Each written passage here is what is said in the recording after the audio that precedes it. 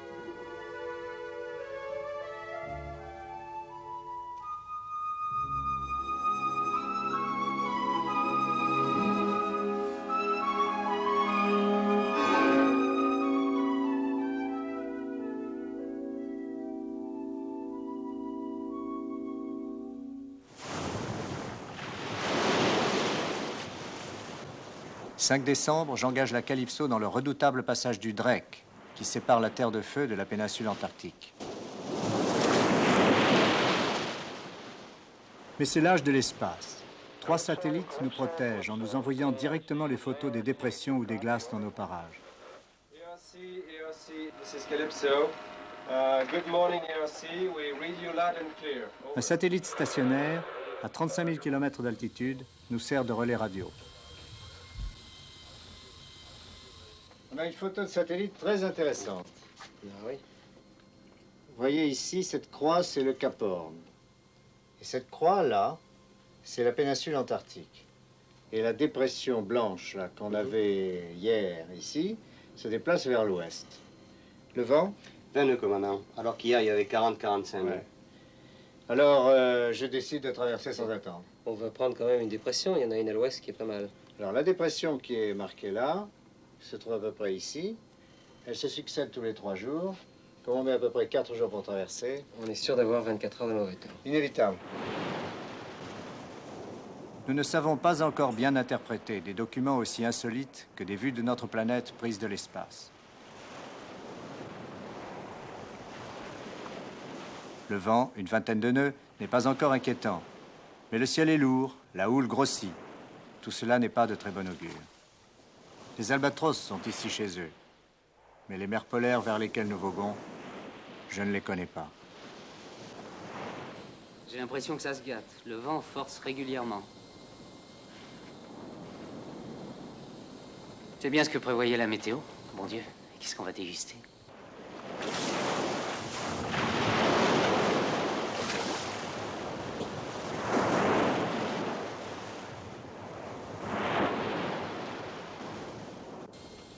Le 7 décembre, dans l'après-midi, le vent vire au sud-est et atteint 90 km à l'air. La mer est dure, mais j'ai la joie de sentir notre Calypso, pourtant surchargé de matériel et de provisions, se soulever à la vague comme un goéland. J'avais promis la traditionnelle bouteille de rhum à qui apercevrait le premier iceberg, à l'aube du 4e jour, c'est Roger Breneau et Albert Falco qui gagnent la prime.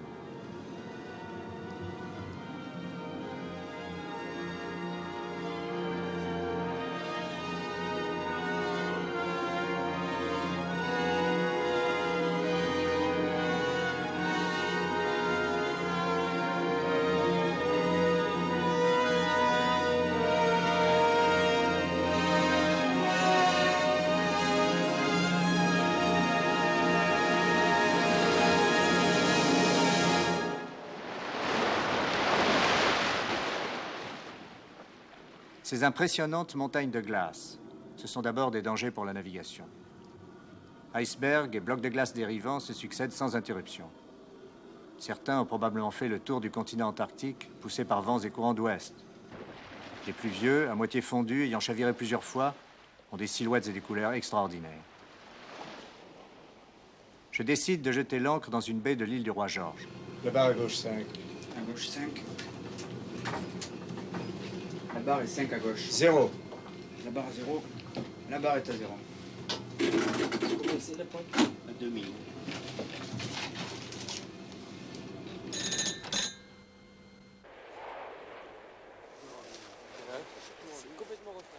Nous débarquons sous la neige dans l'anse du Léopard de mer. Le docteur Raymond Duguy du Muséum national d'histoire naturelle nous accompagne. D'après les instructions nautiques, c'est une station anglaise. Elle est admirablement située. Cette cabane insolite, quand a-t-elle été visitée pour la dernière fois?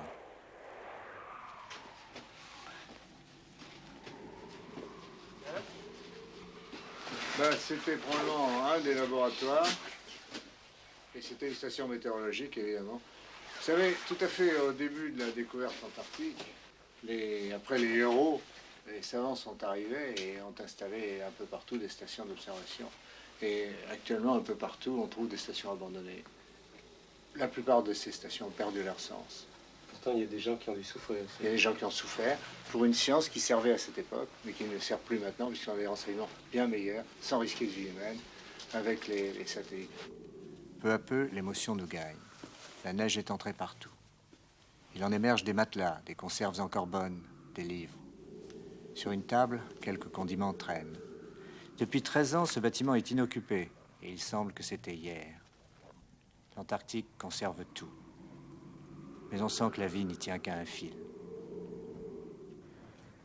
Non loin de là, sur un promontoire de rocs et de glace battus par les vents, un alignement de tombes, marqué par des croix de bois usées par les intempéries. Les noms sont gravés.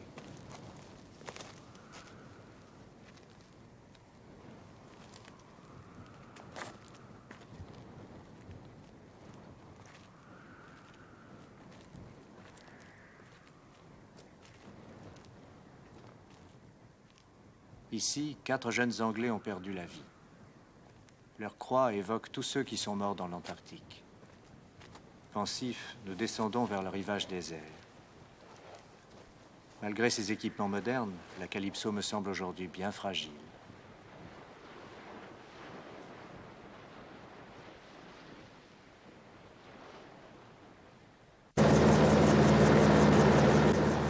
« 9 décembre.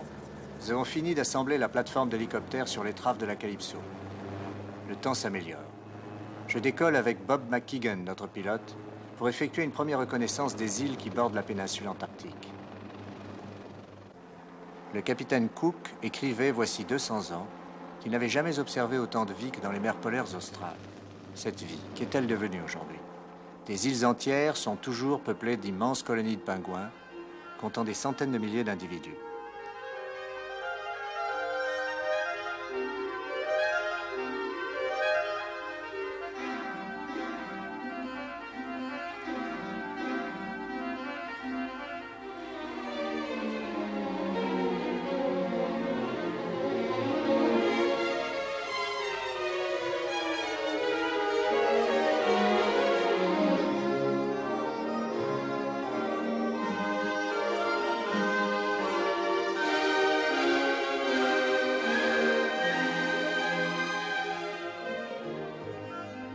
Au large, je repère un important groupe de phoques.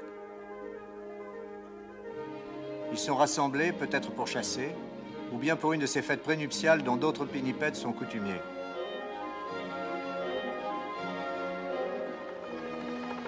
À mon retour, j'ai la chance inouïe d'apercevoir un couple de baleines à quelques centaines de mètres sur l'avant de la Calypso. Ce sont des baleines à bosse. Chassées sans merci, elles sont devenues très rares. Nous n'en verrons plus de tout notre voyage. La baleine, pas devant. Je crois que ce sont des baleines à bosse. Il y en a deux petits groupes.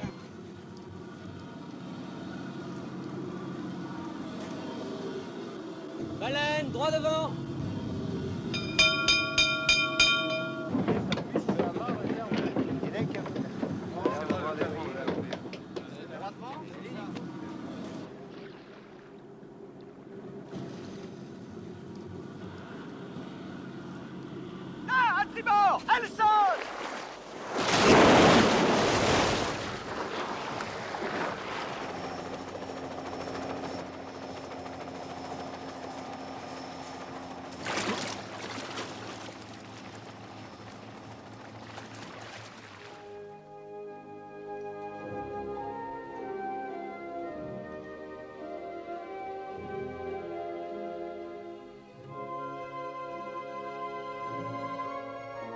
C'est une maman baleine, accompagnée de son petit, qui doit être âgé de 4 ou 5 mois.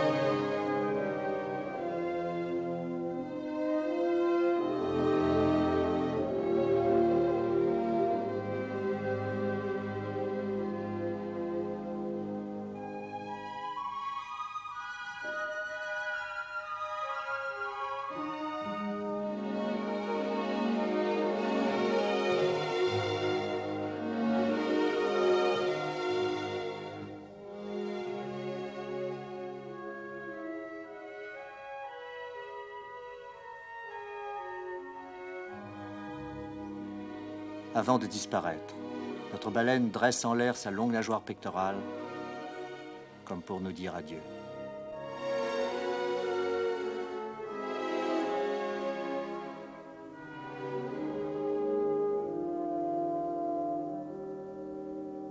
Dans la baie du Léopard, la plage offre un spectacle dantesque. Les baleiniers d'autrefois dépeçaient leurs victimes à terre. Des centaines de mâchoires, une multitude de côtes et de vertèbres jonchent le sol et constituent un effrayant charnier. Nous nous transformons en paléontologues amateurs. Avec le docteur Duguy, nous allons tenter de reconstituer le squelette d'une grande baleine bleue. Allons-y. Le crâne pèse à lui seul plus de 400 kilos. Il faut toute l'équipe pour parvenir à le déplacer. À une autre.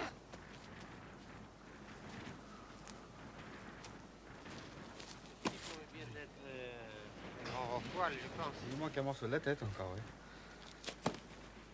Les rostres des mâchoires supérieures mesurent en moyenne 5 mètres de long. Ces animaux, les plus grands qui aient jamais existé, sont beaux, paisibles et intelligents. Leurs derniers survivants sont encore massacrés sans gloire par des bouchers qui n'en font guère que de la graisse ou des conserves pour chiens et chats.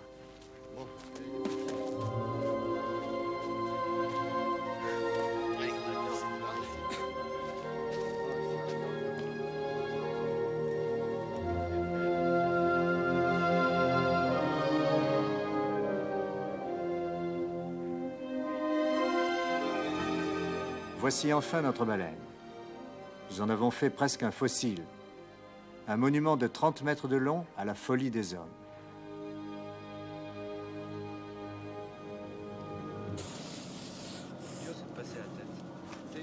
Grosse excitation à bord.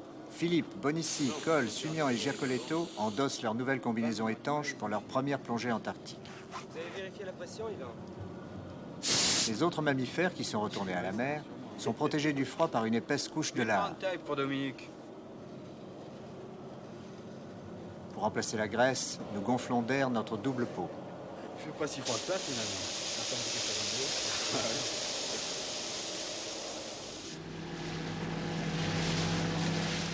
La Calypso est le seul navire qui est entièrement consacré à une expédition à l'exploration en plongée des mers antarctiques. C'est Philippe qui filmera et qui racontera lui-même les plongées de l'équipe. Le paysage des icebergs me semble grandiose, mais stérile, fixe, immobile. Et si c'était la même chose dans l'eau? Le froid qui pétrifie la mer a-t-il aussi tué toute la vie? Le froid, j'y pense depuis le départ d'Ushuaïa. C'est bien pesé comme ça? Ok.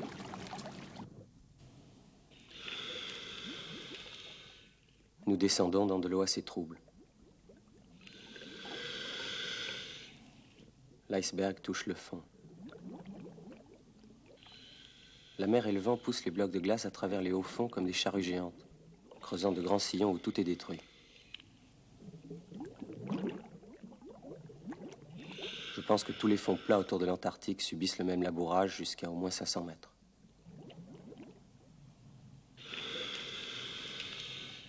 Les algues rouges nous font un accueil mouvant, invitant.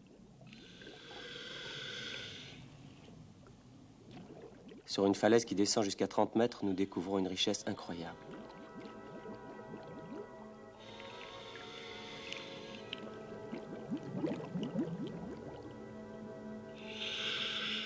Ici, la beauté se fait minutieuse.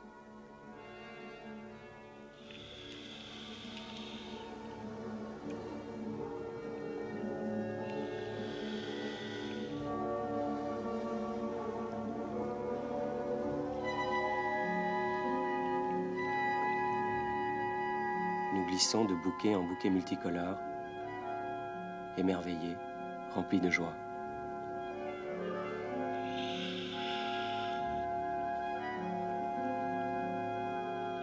Comment cette eau glacée peut-elle nourrir une telle abondance?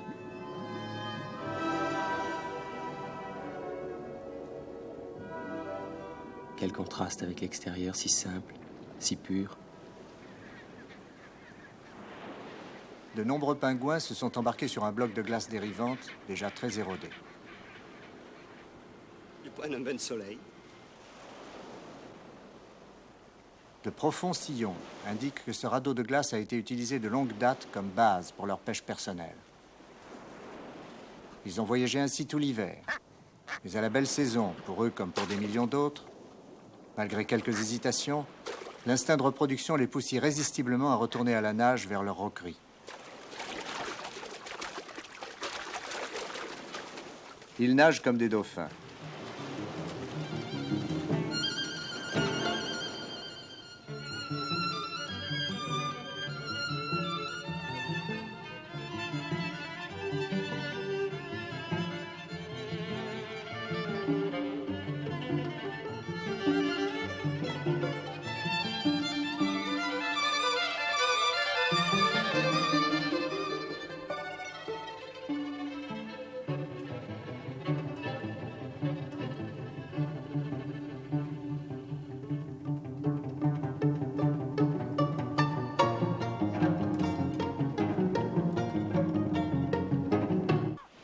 À l'approche de l'été antarctique, les glaces se disloquent et découvrent le rivage. Les pingouins en âge de se reproduire, de 4 ans à 12 ans environ, retournent malgré le ressac vers l'endroit même où ils sont nés. C'est parce qu'ils ne font qu'un avec la mer. C'est grâce à leurs ailes puissantes qui leur permettent d'extraordinaires bonds à la verticale qu'ils peuvent se faufiler à travers les brisants sans se faire fracasser. Ces merveilleux petits oiseaux qui volent sous l'eau comme des aigles dans l'air. Nous les appelons des pingouins comme le font tous les pays du monde. En France, leur nom officiel est manchot, mais nous nous refusons à leur appliquer ce terme péjoratif. Les spécialistes qui les ont ainsi calomniés ne les avaient observés qu'en dehors de leur véritable élément, la mer. Non, les pingouins ne sont pas manchots.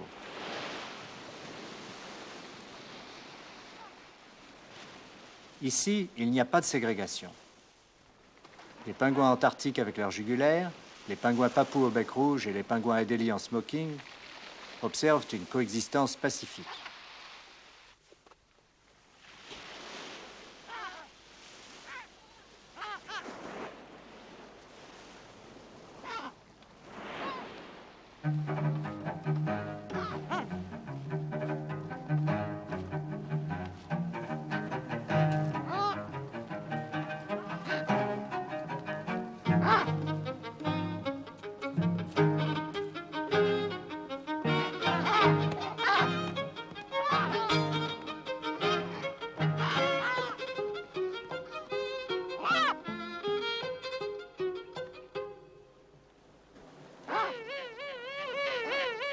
Les mâles sont arrivés avant les femelles.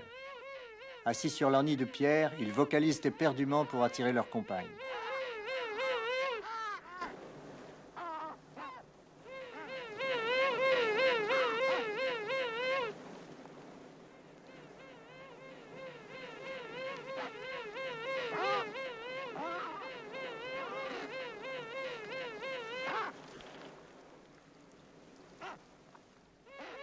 Les pingouins sont essentiellement monogames.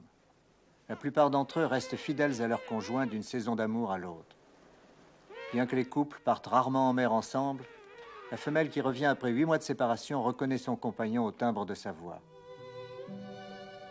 Les retrouvailles sont aussi passionnées que les rites amoureux des nouveaux fiancés.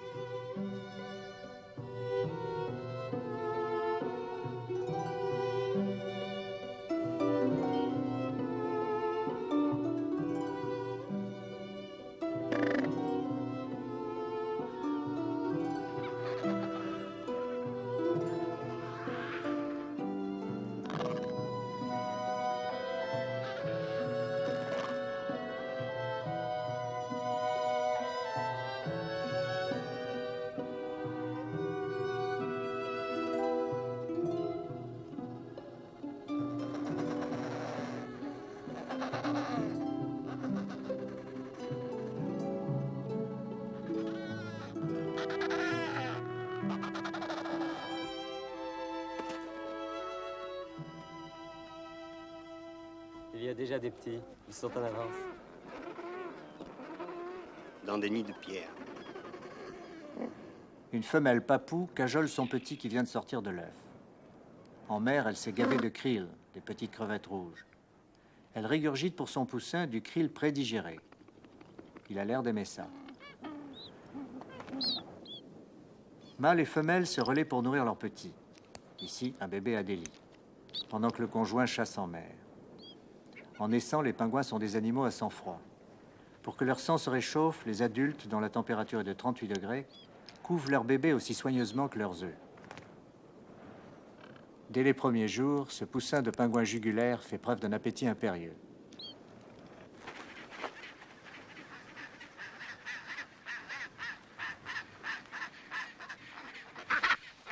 Pour nourrir tout ce petit monde, il faut retourner à la mer. Et sur les pentes, c'est un incessant va-et-vient. Les pingouins sont guettés par le phoque léopard, aux dents pointues, un de leurs rares ennemis qui les attend au bord de l'eau.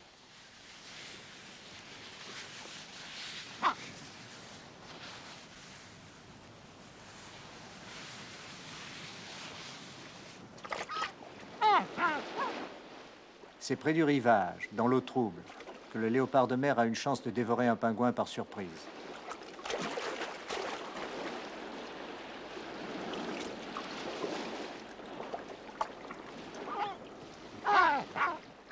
C'est Falco qui sauve la paix. Allez, allez, va-t'en. Allez, allez, allez, allez, va-t'en, va-t'en.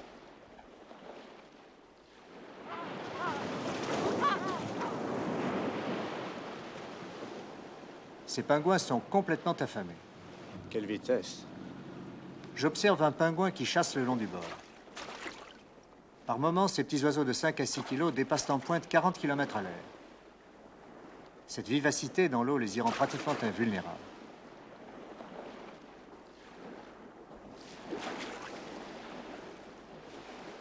Ça va être difficile de les approcher. Il faudra faire vite. Je vais leur couper la route. Philippe et ses compagnons quittent le bord en Zodiac pour les filmer au ralenti, sous l'eau, quand ils chassent le krill.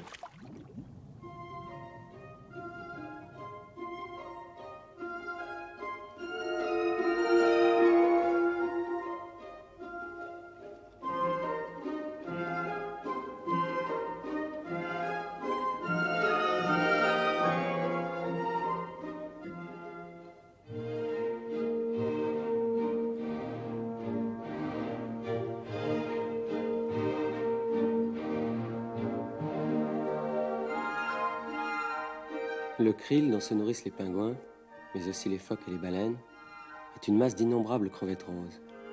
Elles se déplacent rapidement avec leur seule petite nageoire ventrale, et j'ai du mal à les suivre. L'Antarctique produit plus de 100 millions de tonnes de krill par an.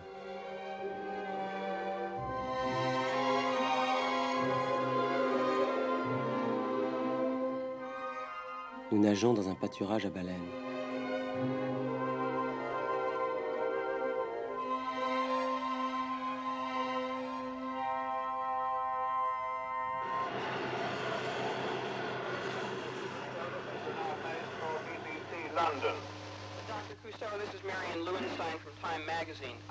On m'a demandé de tenir une conférence de presse internationale par satellite. Encore 10 minutes d'antenne. Aux correspondants de la BBC, de Time Magazine et des agences de presse, je confirme l'extraordinaire abondance de la production primaire végétale et l'incroyable gaspillage des ressources biologiques.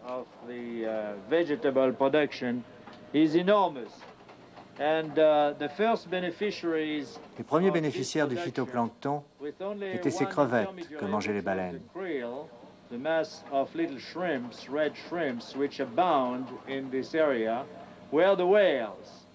Depuis que les baleines ont été massacrées, il n'en reste que 6%. Une quantité considérable de krill est dévorée par des formes de vie inférieures, les étoiles de mer par exemple.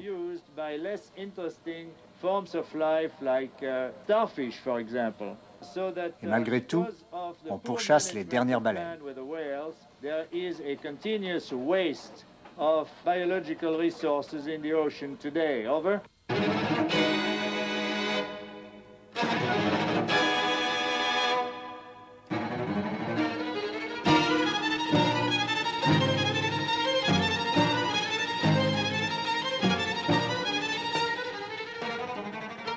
C'est l'heure du skua. Instinctivement, les pingouins craignent tout ce qui vient du ciel. Avec ses yeux perçants comme ceux d'un aigle, un skua plane, cherchant une proie dans les nurseries. Un malade ou un bébé abandonné.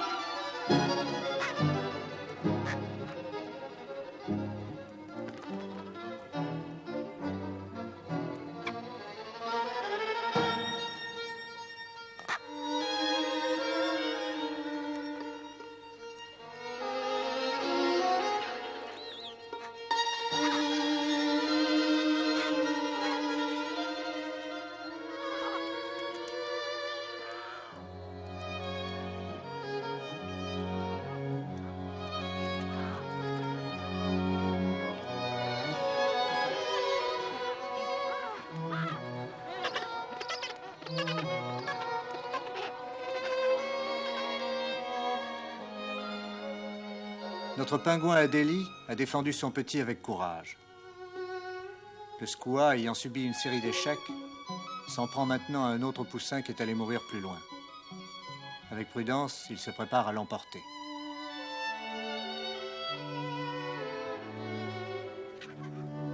Il est forcé d'y renoncer, car le pingouin, les yeux brillants de colère et les plumes du cou hérissées, le chasse loin de sa proie.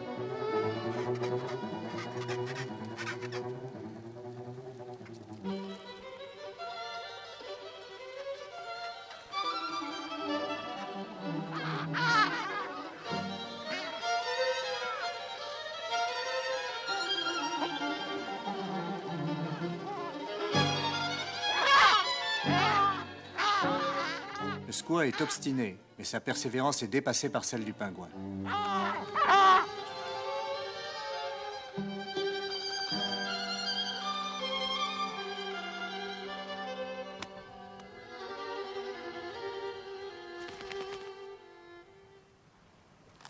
Michel Laval et le docteur Duguy sont partis à la recherche de fossiles dans l'île du Roi-Georges.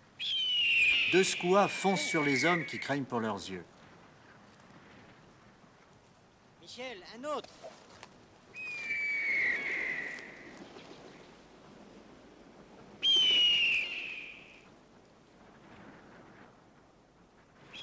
Allez, là. Il nous attaque? Non, ce n'est pas une attaque. Il voulait nous intimider. Après l'échec de ses manœuvres d'intimidation, la femelle s'installe sur son nid sauvage, bien résolue à le défendre. Les attaques en piqué n'avaient d'autre but que de chasser les intrus pour protéger les œufs.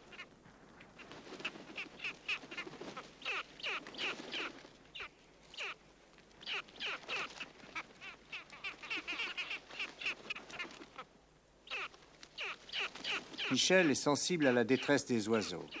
Avec gentillesse et persuasion, il cherche à rendre évidentes ses bonnes intentions.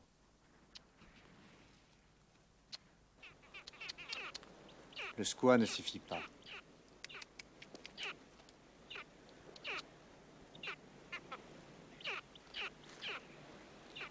L'oiseau se calme.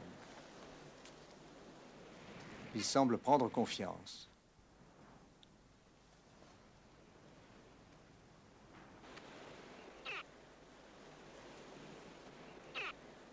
Sous les plumes de sa poitrine, Michel sent son cœur qui bat à grands coups.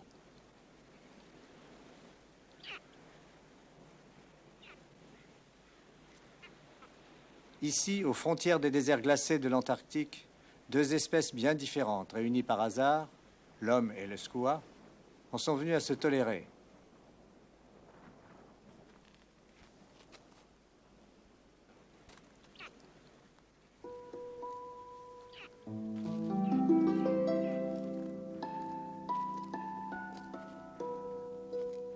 Michel s'en va. Il sait bien que les exceptions aux lois de la nature sont sans lendemain.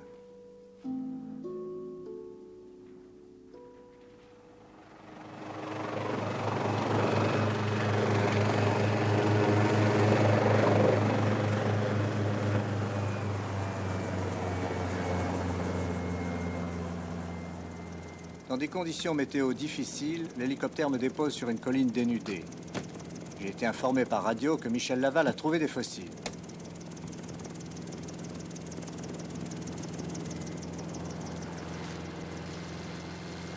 Alors, on a trouvé des merveilles. Hein. Vous avez trouvé des choses? C'est terrible. Faites voir. Il y a celle-là, là, cette feuille, là, il y a une petite branche que l'on voit là, et cette feuille qui est ici, dont on voit également l'empreinte. Ah oui. Et on voit la branche. L'empreinte est également ici. Là, il y a exactement là, donc la même feuille, puisque c'est la partie femelle. Et alors derrière, ici, il y a également des feuilles qui sont très évidentes, là, qui ressemblent à une sorte de feuille de vigne. Sur cette terre gelée, on n'imagine pas qu'un arbre ait pu pousser. Alors il y en a une. Il existe une ressemblance frappante entre ces feuilles fossilisées et celles qui poussent aujourd'hui dans les forêts de Patagonie. C'est celle-là. On voit des espèces d'épines au bout de chaque feuille. Et vraiment, elle est très en relief. Donc on a ici l'histoire de la Terre, l'histoire de la dérive des continents, illustrée par quelques bouts de feuilles. Autrefois, cette terre faisait partie d'un supercontinent. Elle était soudée à l'Inde et à l'Amérique du Sud. Quand ce continent s'est disloqué, l'Antarctique a dérivé vers le pôle, où il s'est couvert de glace.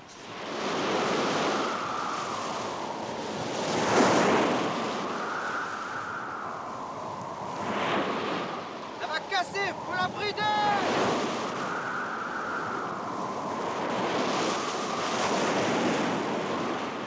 Sans aucun signe précurseur, en 5 minutes, un vent furieux s'est levé. Il atteint déjà 130 km/h. L'ancre arrière ne tient pas, on chasse, le bateau dérive, il faut faire très vite. Ah, celle-là, elle va casser! À virer! Non! Dépêchons-nous, où est la bosse? À l'arrière, vite! Tous à l'arrière! Rampe décrochée! On chasse! Le train, ne vient plus! Ça vient pas! Est-ce qu'il y a du jus sur le train? De Dieu! Merde! Plage arrière! Essayez de remonter l'ancre avec la grue! Vite! On reprend plus bas! Sur la grue! Ça vient, passerelle! Mais pas vite! À monter! Stop!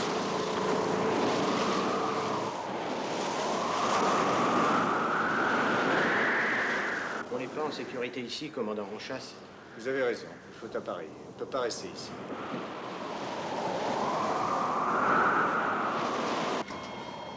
Le mieux est d'aller mouiller dans une baie mieux protégée. La déception. Dans la baie des Baleiniers, vous voulez dire? Oui. La tempête s'est calmée aussi rapidement qu'elle s'est déchaînée. Notre hélicoptère nous escorte jusqu'à la trop fameuse île de Déception qui servait de base aux baleiniers à l'époque des massacres. Mais il y a 30 ans, de grands abattoirs flottants, les navires-usines, sont entrés en action et Déception a été abandonnée.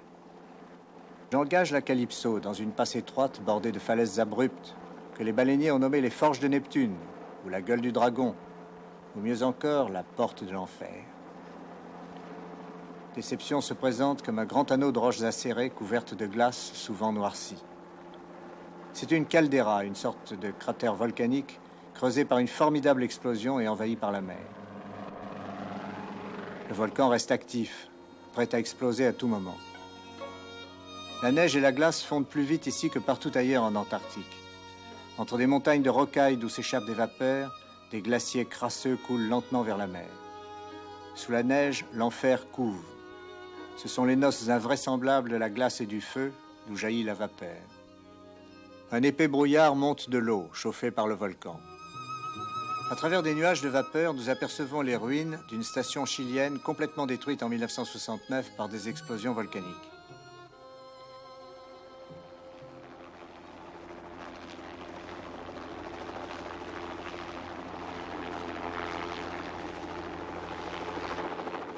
Il y a eu 3 éruptions explosives sur l'île au cours des 5 dernières années et les cartes doivent être souvent modifiées.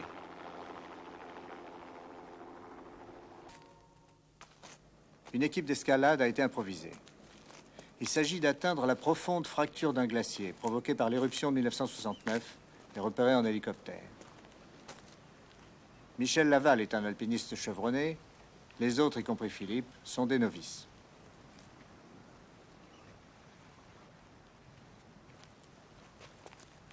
Notre progression est assez difficile sur une lave granuleuse, rouge et tiède. Le sol est glissant. Partout, la neige fond et le sol ruisselle d'eau qui transforme la terre en boue. Vas-y, carrément. Le fond des fissures est si chaud que l'eau y est vaporisée. Il nous faut gravir les coulées de lave et de boue qui couvrent tout ce flanc du volcan comme une vomissure maléfique. Avec ce sacré brouillard, on est complètement paumé. Tu crois que c'est par là? Je crois, mais j'en suis pas certain. Dans cette purée de pois.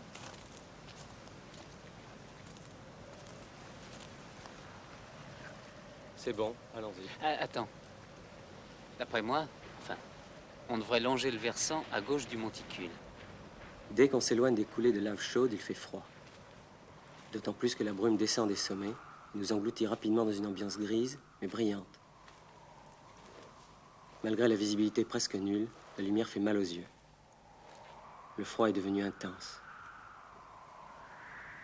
Quand je mets mes lunettes, tu vois plus rien. C'est le mirage blanc. Sur le croquis, c'est à droite du glacier. Dis donc, il faudrait pas qu'on se perde. On va s'encorder. D'accord.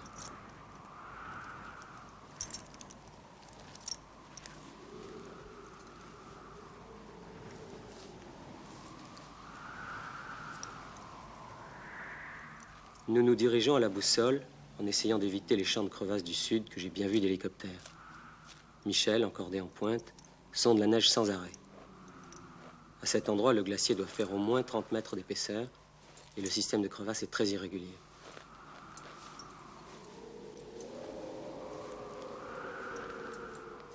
Encore une crevasse. Elle est plus large, plus inégale et profonde que les autres. Michel sonde longtemps et passe. Puis, aussitôt, il m'assure.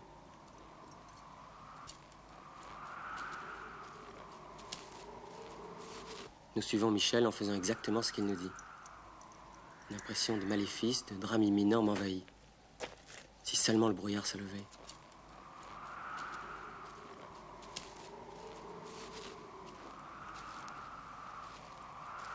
La descente commence vers les racines du glacier. C'est diabolique. Un enfer qui aurait gelé, exhalant des fumées et des vapeurs, prêt à exploser de nouveau.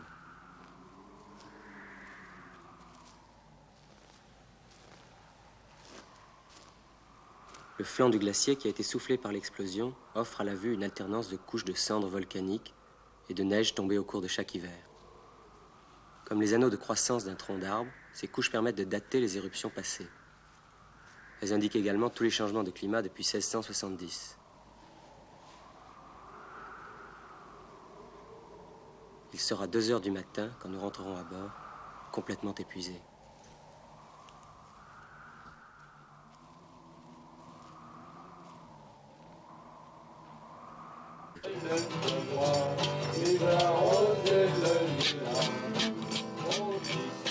Le lendemain, sur la Calypso, c'est Noël.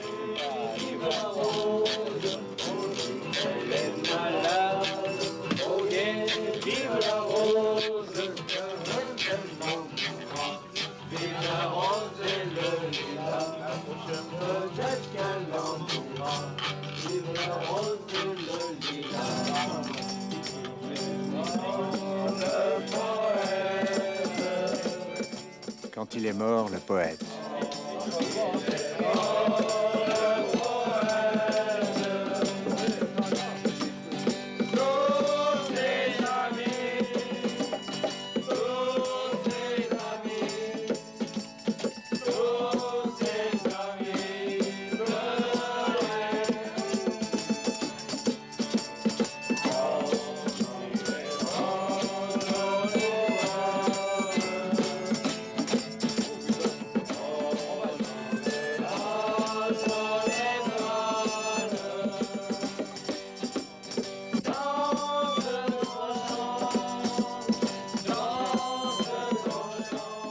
Michel était notre poète.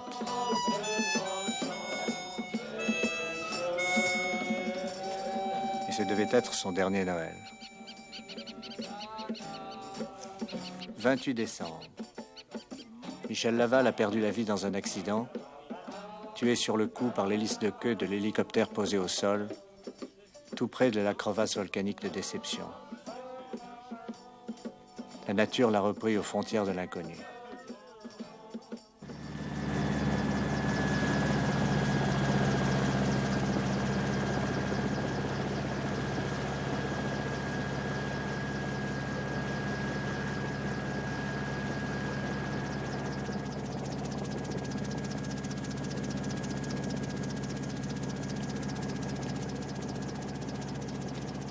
Journée atroce. Pendant toute son existence, Michel cherchait de nouveaux horizons. Pour lui, le monde était un sujet d'émerveillement et d'amour.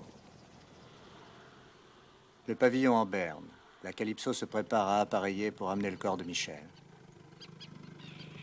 Philippe était devenu son ami. Dans ma douleur, je pense à tout abandonner. Mais Falco, Bonici, Sumian, Giacoletto, Mounier, Preslin, McKeegan, Joigny, Dorado et Philippe décident de rester sur l'île de feu et de glace pour poursuivre l'exploration pendant notre absence. Seule leur décision pouvait réchauffer un peu mon cœur, déjà si souvent éprouvé par l'adversité.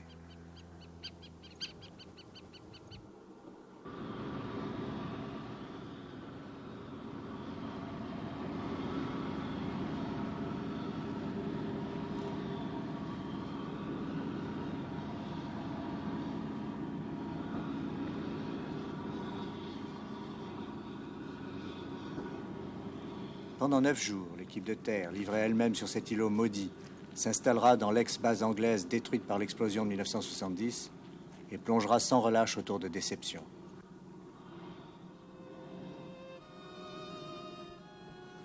Michel avait été conquis par l'Antarctique, la richesse de ses eaux, ses déserts de glace, sa transparente beauté.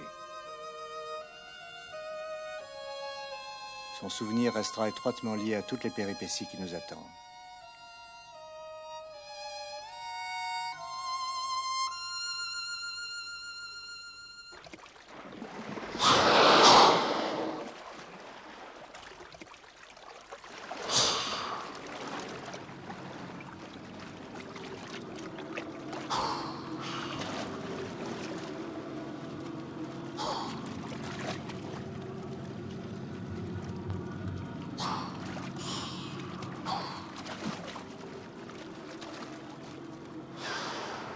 Ces majestueuses torpilles vivantes, ce sont des orques, les plus puissants prédateurs des mers.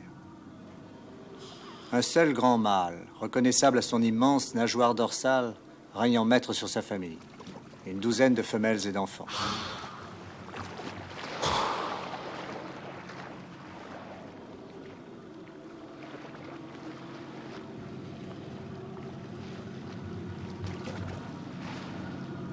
Nous n'avons guère vu de grandes baleines en Antarctique, mais les orques y abondent encore.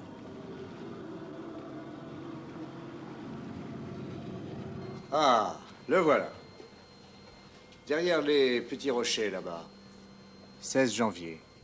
Notre ravitaillement en carburant, indispensable pour nous aventurer plus au sud, est prévu à l'archipel Melchior. On l'accoste? Oui. Notre providence, c'est le Bahia Aguirre, navire ravitailleur de la marine argentine.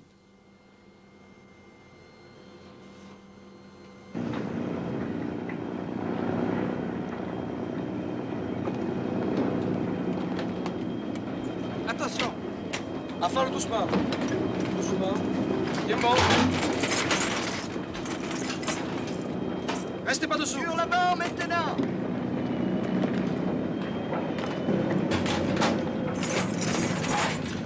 Attention d'abord.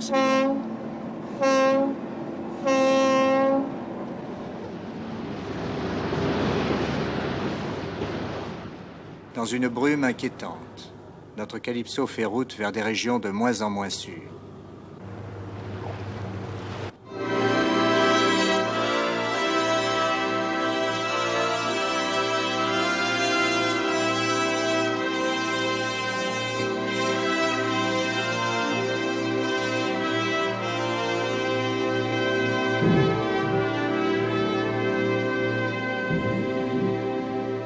Dans notre progression vers le sud, nous avons franchi le cercle antarctique 200 ans et 2 jours après que l'explorateur anglais James Cook l'ait passé le premier en 1773. 23 janvier. La NASA nous avertit qu'en direction du sud, la mer de Bellingshausen est prise sur 120 000 nautiques de plus que l'an dernier. Peu à peu, les glaces s'entassent sur notre route. Mais il fait beau et nous voulons tous atteindre la banquise pour y effectuer des plongées. Nous sommes sur le point de nous engager dans un chenal étroit bordé de falaises de glace. 3 heures du matin. À l'aube, les rayons d'un soleil bas jouent dans des couches d'air polaire et y créent des mirages et des lueurs incandescentes. Mais les glaces qui barrent notre route n'ont rien d'un mirage. Les chalands sont envoyés en avant pour tenter d'écarter les plus gros blocs.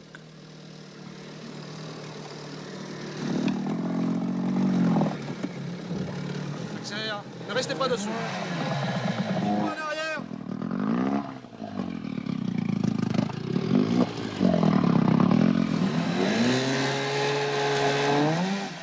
Attention à l'étrave.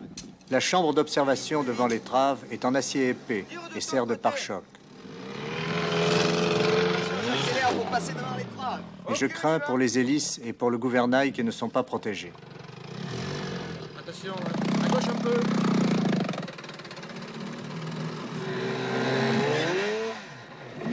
Recule, recule. Attention à la gaffe. Dégage-toi. On arrive, on vous aide. J'ignore la profondeur de cet étroit chenal, resserré entre des montagnes abruptes et des falaises de glace. Attention, Calypso arrive. Celles-ci risquent à tout moment de s'effondrer et de nous engloutir. Engagez pas dessous le chaland numéro 2.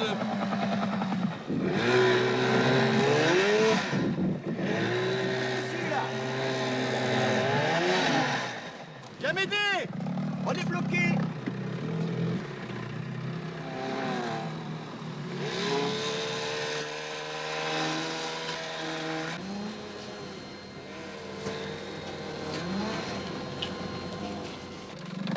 Sans succès, nous luttons contre le chaos des glaces qui s'est épaissi. Un petit coup à l'arrière. Pour la première fois, je commence à avoir des doutes. Et si nous étions vraiment pris au piège? Si la Calypso était ceinturée au point de ne plus pouvoir manœuvrer? Je pense à Shackleton, dont le robuste navire, l'Endurance, fut écrasé en 1915 comme une coquille de noix. On est bloqué. On n'y arrivera jamais, ils vont trop vite.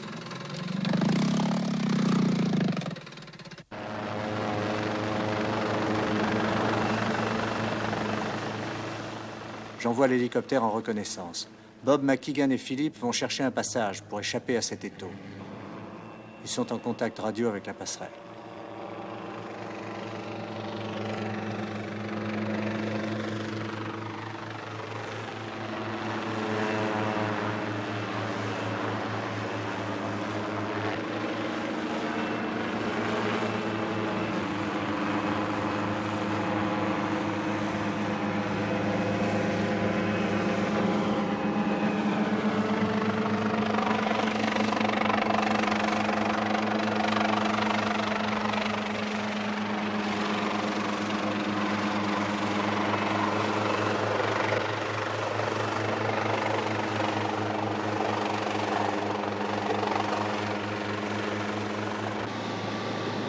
Bob, double back to the left.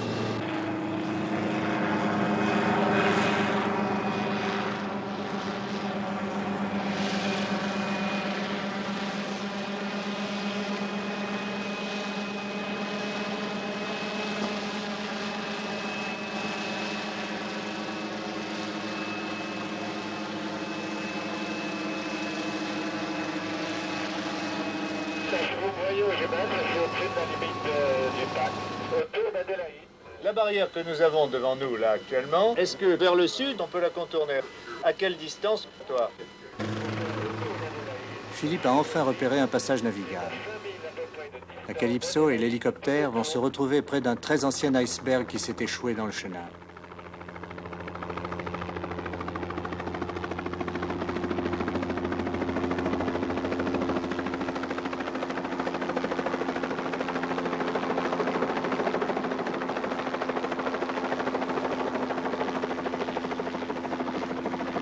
Je gouverne sur le gros iceberg, commandant. Oui, mais on passera à droite.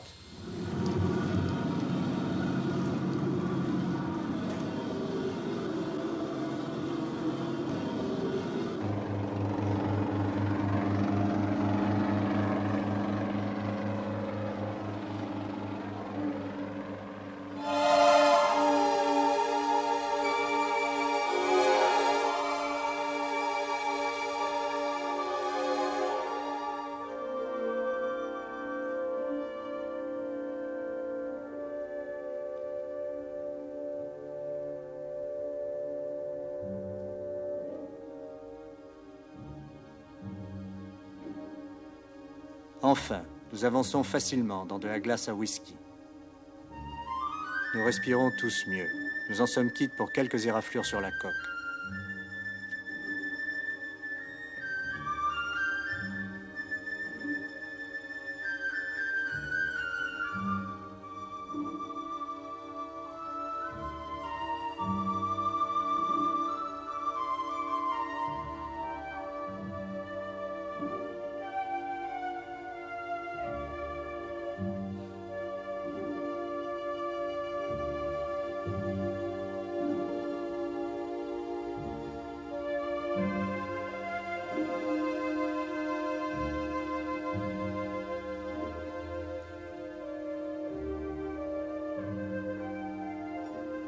Cette baie magique, lumineuse, baignée d'eau cristalline, c'est le pays des phoques.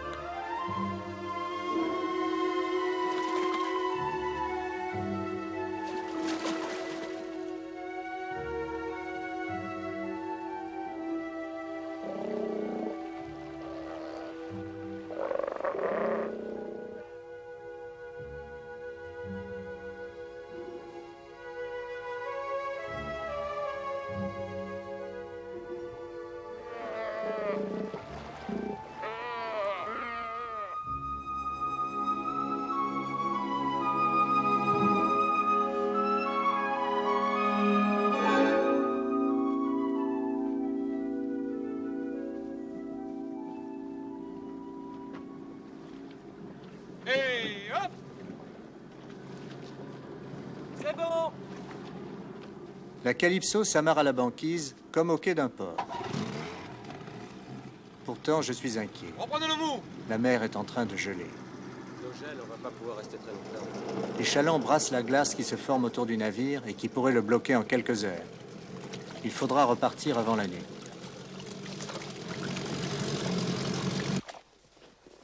Avec ces traîneaux improvisés, chargés d'équipements de plongée, j'ai un peu l'impression de jouer à l'explorateur. On va venir à pied sec. Moi, je m'en fous. On reviendra peut-être en chaland. Hein. Parce que le pack se fendit.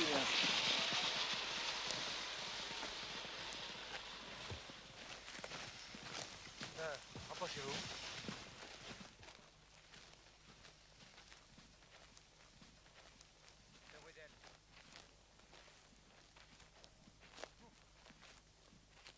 Pour percer ce trou rond et lisse, les phoques de Weddell ont rongé 2 mètres de glace avec leurs dents. Alors, il y en a un qui était là, et l'autre qui est là-bas.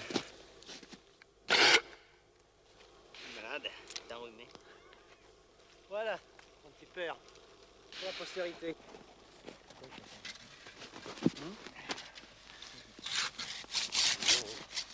C'est là tout seul, ça se fait.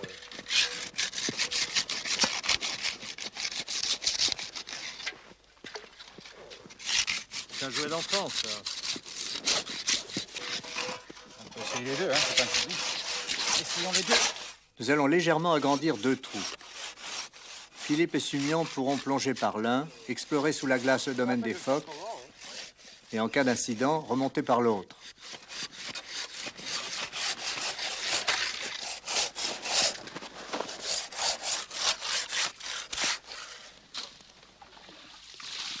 Les phoques de Weddell sont des plongeurs fantastiques. Ils peuvent rester sous l'eau près d'1 heure, descendre à plus de 600 mètres de fond et nager plus de 8 km sous la glace. Ce n'est pas tout à fait notre cas.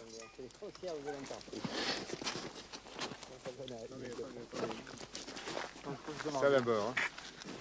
Faut qu'ils en larguent.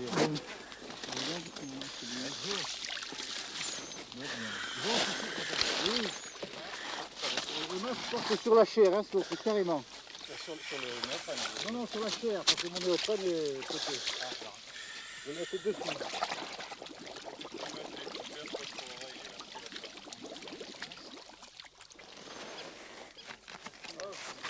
Je plonge dans une eau noire et inquiétante.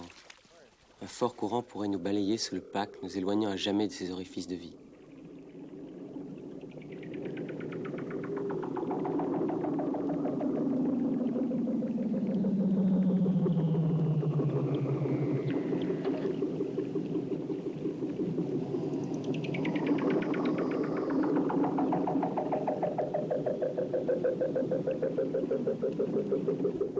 Sous la banquise, les chants des phoques résonnent à l'infini.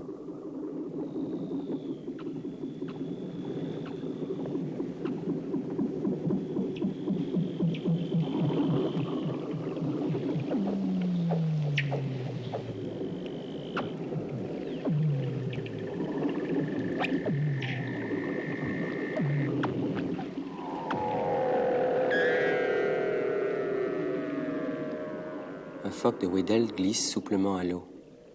Comment, après des plongées à plus de 600 mètres, peuvent-ils retrouver leur trou dans cette cathédrale glauque? Je sais qu'ils ont un système acoustique de détection dont les sons modulés composent les chants que nous entendons. Mais je ne peux imaginer aucun être vivant à l'aise dans un pareil milieu.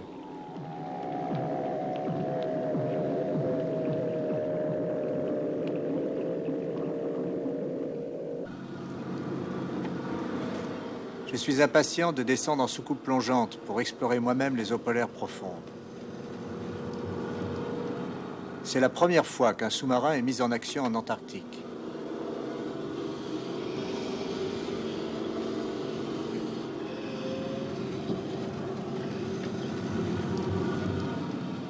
Allô, passerelle? Falco pilotera la soucoupe pendant que je filmerai. Ok, passerelle. Je dispose d'une caméra extérieure sur trépied avec commande à distance.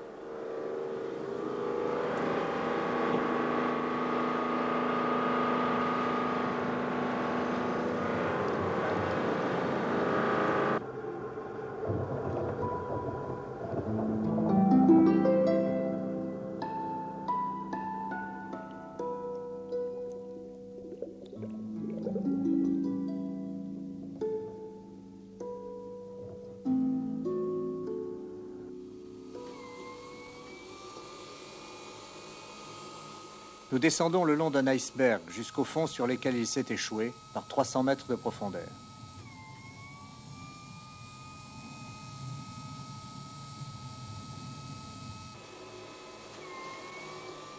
Je suis d'abord frappé par l'abondance de vie à l'approche du fond. Nous avançons à travers des nuages de petits poissons.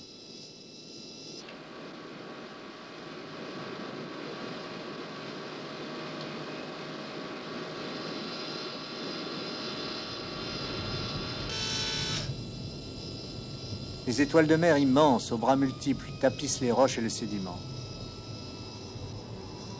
Sans doute aveuglés par nos lampes, les poissons touchent les étoiles de mer, s'y trouvent littéralement collés et sont dévorés.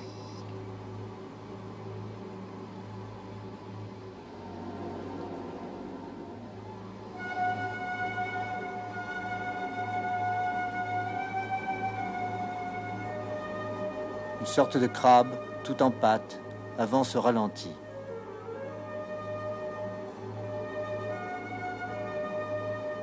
Il ressemble à une grande araignée sans corps.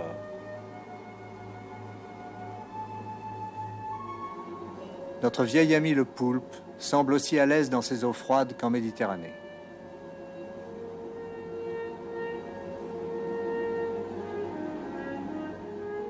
Un poisson bleu taché de blanc et de noir comme en porcelaine. Falco vérifie qu'il est bien vivant.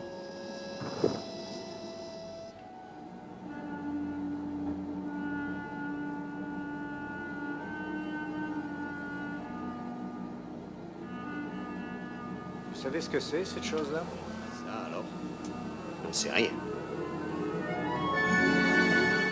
Cette extraordinaire créature, finalement, c'est un célentéret. L'étrange boule, attachée au rocher par un filament, joue le rôle de bouche et d'appareil digestif.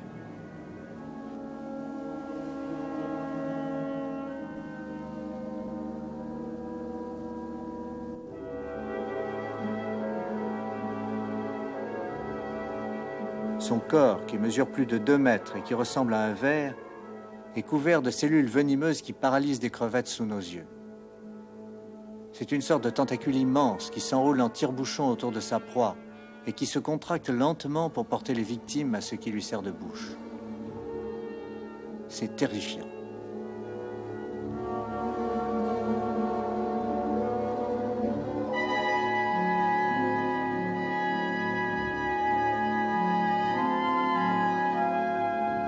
Se balançant comme une cloche de Noël, un genre de méduse pêche une nourriture microscopique. Ici, c'est un poisson limace, une créature rose qui ondule paresseusement.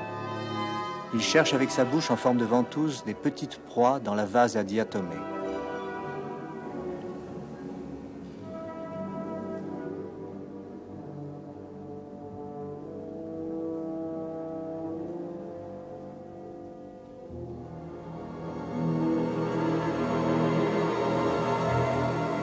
Surgissant des profondeurs, voici les proies favorites des phoques de Weddell. Ce sont des calmars. Les phares de la soucoupe se reflètent sur les pigments de leur corps translucide, probablement fluorescents.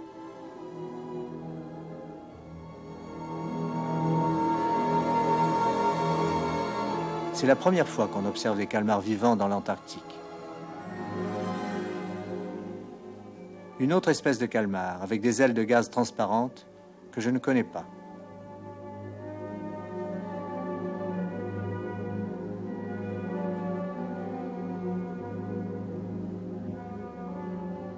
Enfin, l'icefish, ou poisson des glaces.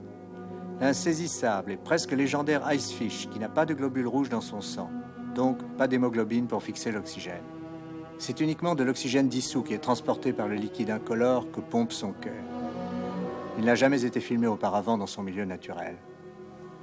Quand la température descend au-dessous de moins 2 degrés centigrades, le poisson des glaces libère une protéine spéciale dans son sang, un peu comme un automobiliste met de l'antigel dans son radiateur.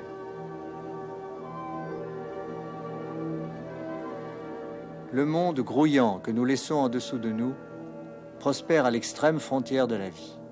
1 ou 2 degrés de moins dans l'eau et rien ne survivrait. On est resté 4 heures au fond. Ça passe vite. Falco dirige vers le haut les jets d'eau qui servent à propulser la soucoupe. Il signale ainsi notre emplacement pour que la Calypso nous récupère dans une mer prête à geler.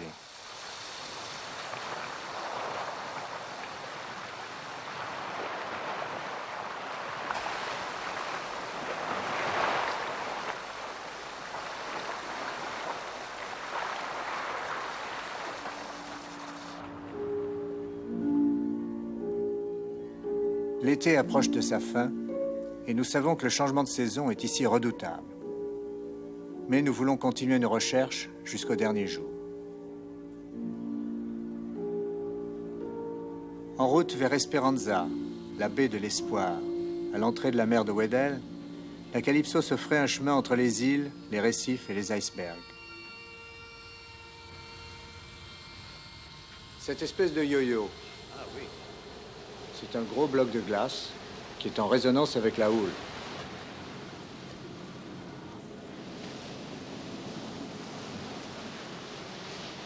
C'est un véritable yo-yo. C'est curieux. Avec le courant, il dérive vers le sud. Eh bien... Et le passage n'est pas très large. Il faudra passer à droite.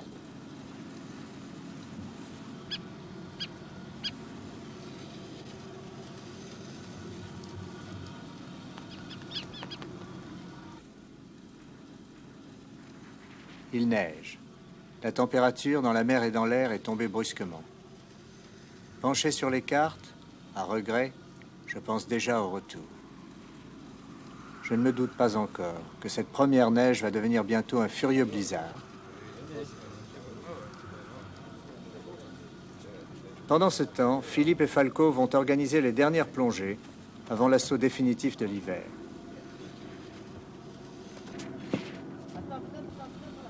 Ah, pas non. C'est pas que ça fait là, hein. Attends. Tout sur lui, hein. Sur celle-là. C'est passé près.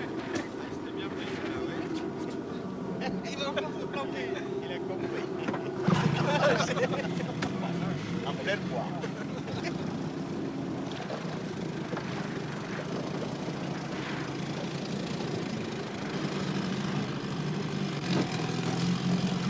Allez, on y va. Dirige-toi vers le fond de la baie.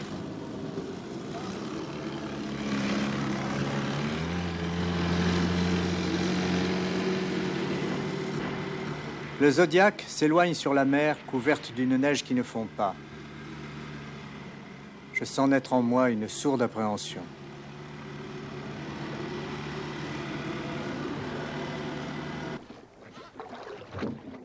Nous débarquons sur un bloc de glace plat, déjà occupé par une petite bande de jeunes animaux. Comme des enfants, ils s'amusent à attraper des flocons de neige au vol.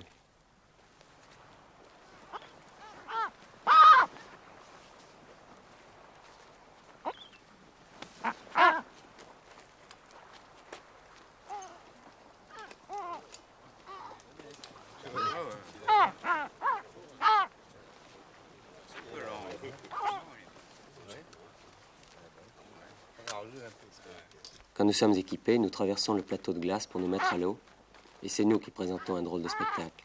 Pingouins rouges, pingouins noirs.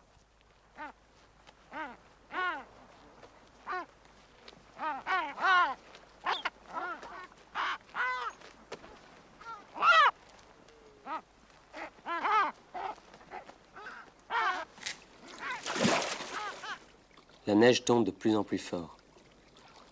C'est avec soulagement que je lui échappe en me glissant à l'eau.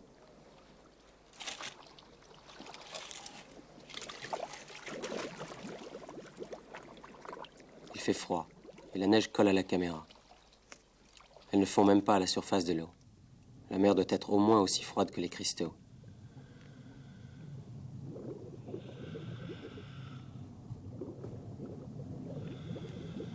Nous nageons sous une voûte translucide, entre des piliers de glace, dans une ambiance lumineuse sans ombre.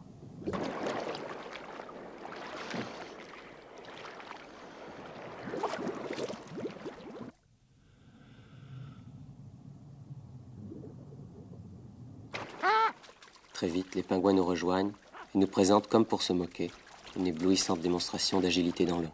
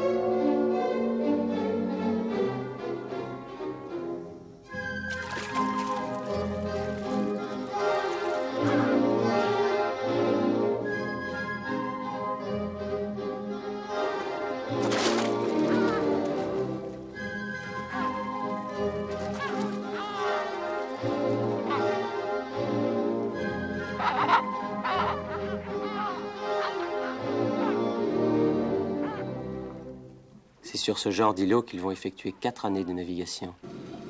Les plongeurs sont rentrés. Une houle inquiétante se lève peu à peu. Il neige toujours. Le baromètre tombe rapidement. Les oiseaux s'enfuient. Avec ce vent, toutes ces glaces viennent de tomber dessus. Le vent s'est levé brusquement. Il atteint en 5 minutes 100 km à l'heure. Le vent balaie tous les blocs de glace vers l'entrée de cette baie profonde et étroite et les drosse sur la Calypso.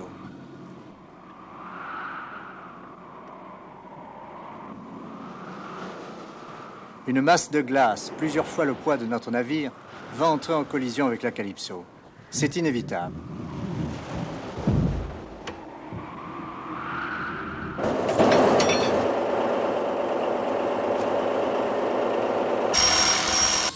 Passerelle, écoute. Répétez, répétez. Bien reçu. Je sais que nous avons subi des avaries graves.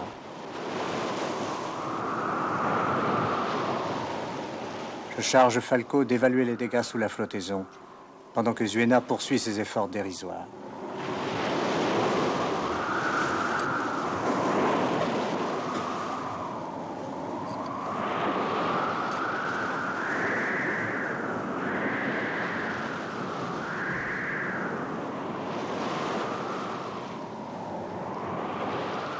À la chaise, à la chaise. Falco remonte. Le vent qui force encore a maintenant balayé la plus grande partie des glaces loin de nous, vers la pleine mer. Mais le mal est déjà fait.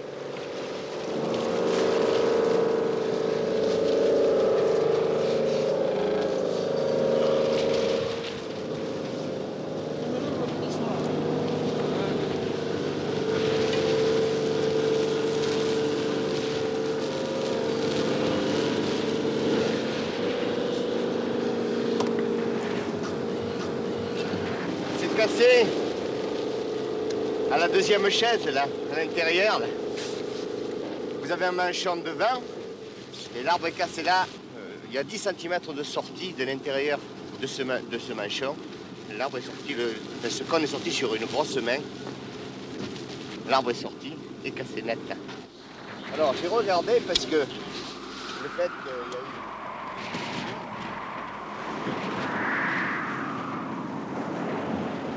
Vous allez être obligé de venir à gauche pour contourner.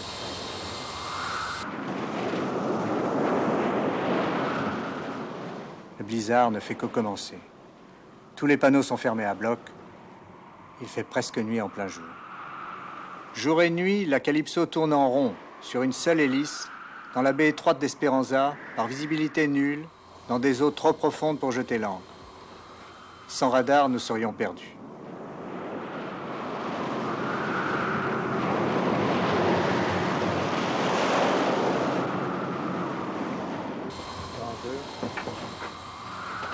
Au troisième jour, le vent atteint 100 nœuds, 180 km à l'heure.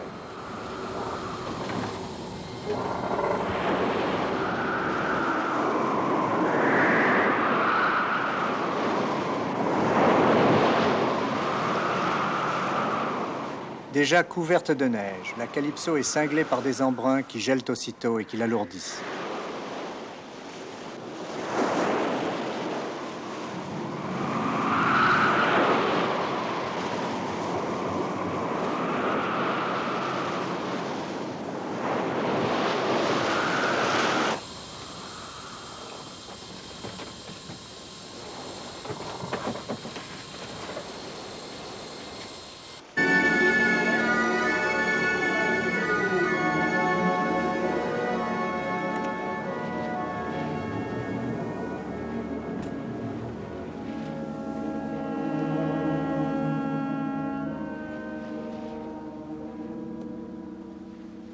C'est la fin de la tempête.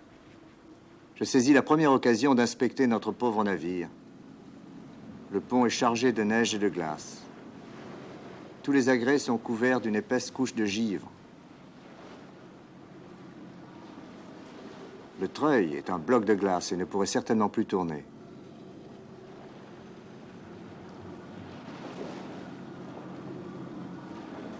La soucoupe est méconnaissable. transformé en un gros œuf blanc. Avec une seule hélice, une coque trouée, notre voyage de retour nous paraît bien précaire.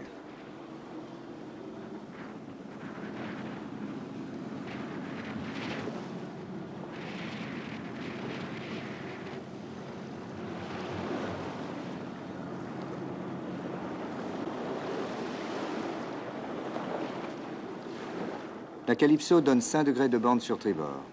J'estime qu'elle est chargée de 30 tonnes de neige et de glace dans les hauts, ce qui diminue sérieusement sa stabilité. Elle se défendrait moins bien par fort vent et grosse mer. En attendant, à bord commence un travail de terrassier.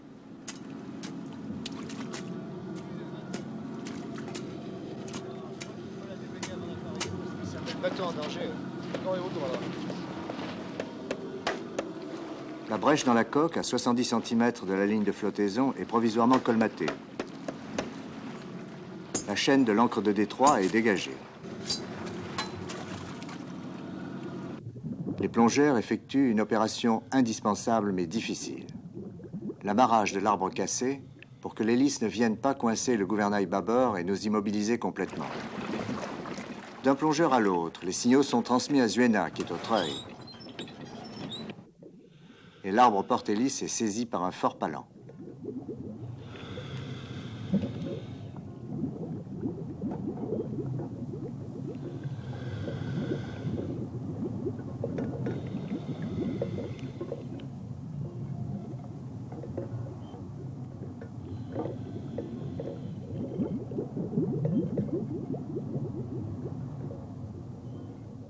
Oui, Falco, ça c'était ce matin.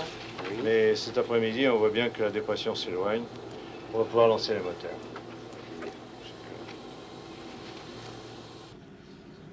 Un jour indécis. Une atmosphère oppressante. La sortie de la mer de Weddell est étrangement calme. Ici, les cavalcades d'icebergs poussés par des bourrasques ou le gel brutal de la mer ont anéanti ou découragé bien des navires.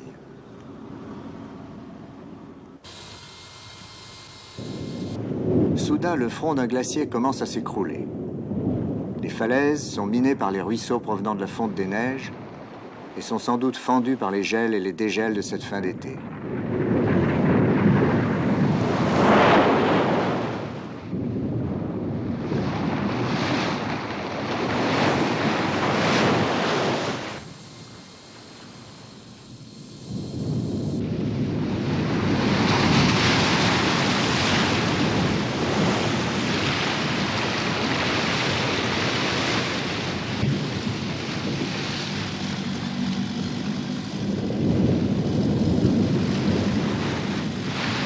Un grand pan de falaise s'effondre non loin du Zodiac de Philippe, soulevant une montagne d'eau.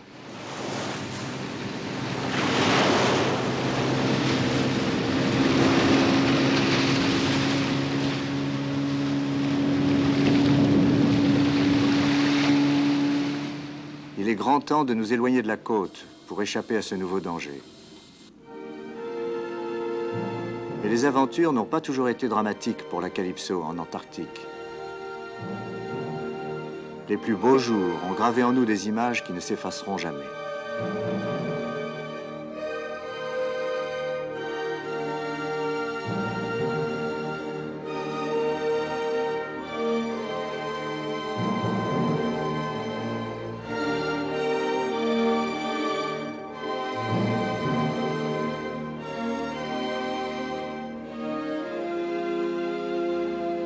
C'est curieux. Oui, c'est le Sphinx. C'est bien le monstre monumental d'Égypte, avec son corps de lion couché et sa tête d'homme. Il est échoué et risque, sous l'effet de la houle, de se fracturer ou de chavirer. Soyez prudents!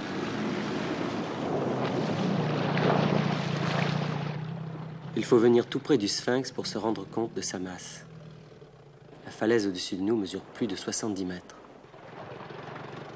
Il est tellement grand et lourd que la puissante houle s'y brise comme sur une côte. Les lames s'engouffrent dans les cavernes à la base du géant. Parfois, l'eau rejaillit 30 mètres plus loin au débouché d'un tunnel caché. La masse entière est un dédale de passages et de grottes. Je pense aux milliers d'années qu'il a fallu pour accumuler la neige en ce bloc gigantesque. Ensuite, combien d'années de soleil, et de mer, et de froid, et de tempête a-t-il fallu pour sculpter cette masse et en faire ce qu'elle est aujourd'hui? Est-ce qu'elle tient la glace? En explorateurs curieux, nous essayons d'aborder l'île de glace. La houle nous sert d'ascenseur, nous permettant de monter plus haut. Ne casse pas la gueule! Le premier, Christian parvient à escalader la paroi glissante. Il est suivi de Dominique qui aide Raymond et moi à prendre pied. À tout moment, sous l'effet de tensions internes d'une puissance incalculable, toute l'île peut exploser, se désagréger en morceaux innombrables, anéantissant Calypso, et nous tous, en même temps que la colossale structure. Une idée s'impose dans mon esprit. L'iceberg est vivant.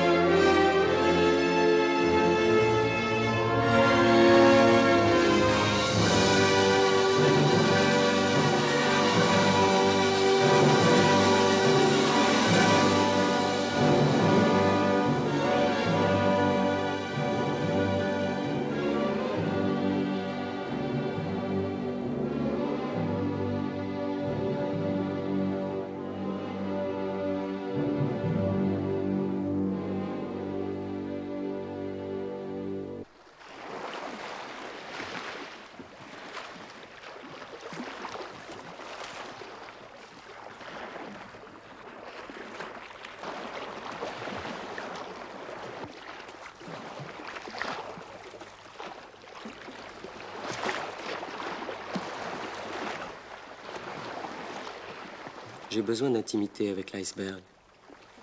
À une extrémité, une caverne fragile s'ouvre dans la falaise, et je fais signe d'approcher. Tout près, on peut voir que la galerie s'enfonce vers le cœur de la masse.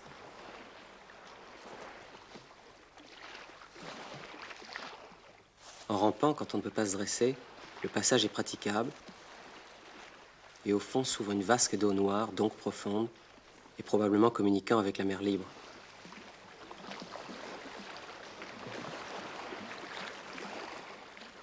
Lorsque nous sommes équipés, nous nous y glissons.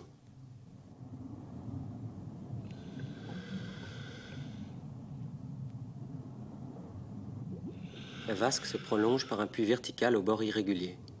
Il nous mène 20 mètres plus bas, sur une sorte de terrasse en pente douce, au flanc de l'iceberg.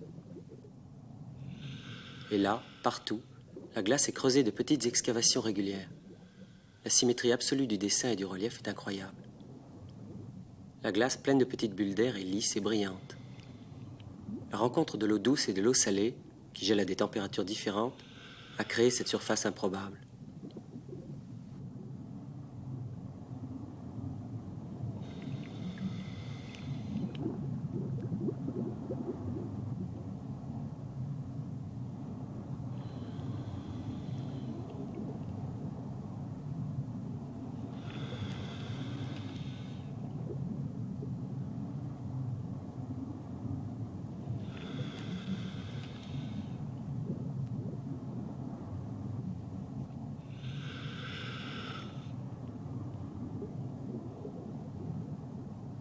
Une épée de glace, transparente comme du cristal, se détache de la falaise. Christian se glisse entre cette lame et la paroi. Plus bas, une bouche s'ouvre dans le mur.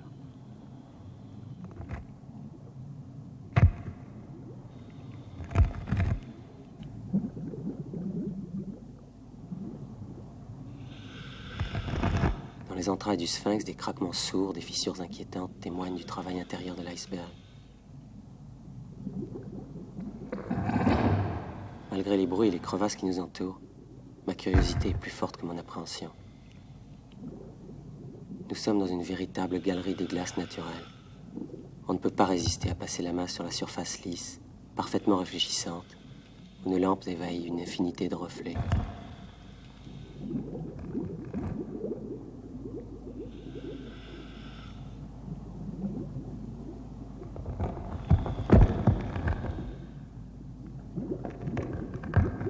Nous quittons l'écho cascadant de nos bulles et le palais de verre pour nous enfoncer encore plus profond.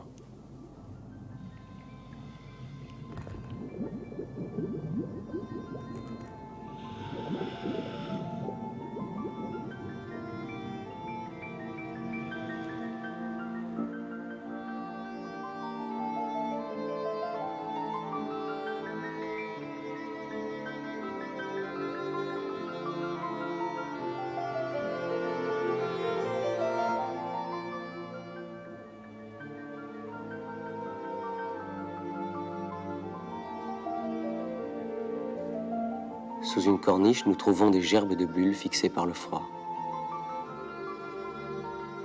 On dirait des éclaboussures de diamants. Dominique fait jouer sa lampe comme un magicien inspiré. Tout ici est fait d'air et d'eau. De l'eau liquide, solide, plus solide encore, pure et mélangée d'air. De l'air en bulles microscopiques comme des perles, des étoiles ou des comètes.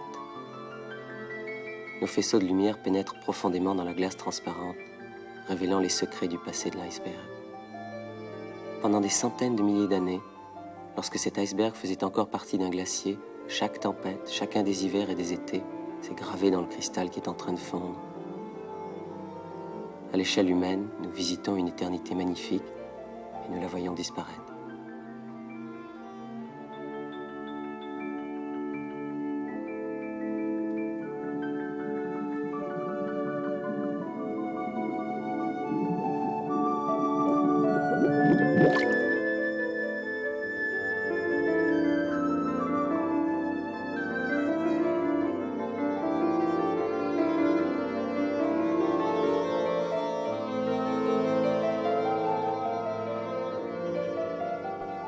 Malgré ses blessures, la Calypso a mené à bien sa plus grande et sa plus téméraire aventure. Nous étions en quête d'inconnus, et nous avons redécouvert ce que connaissaient nos ancêtres, l'harmonie et la pureté de notre planète.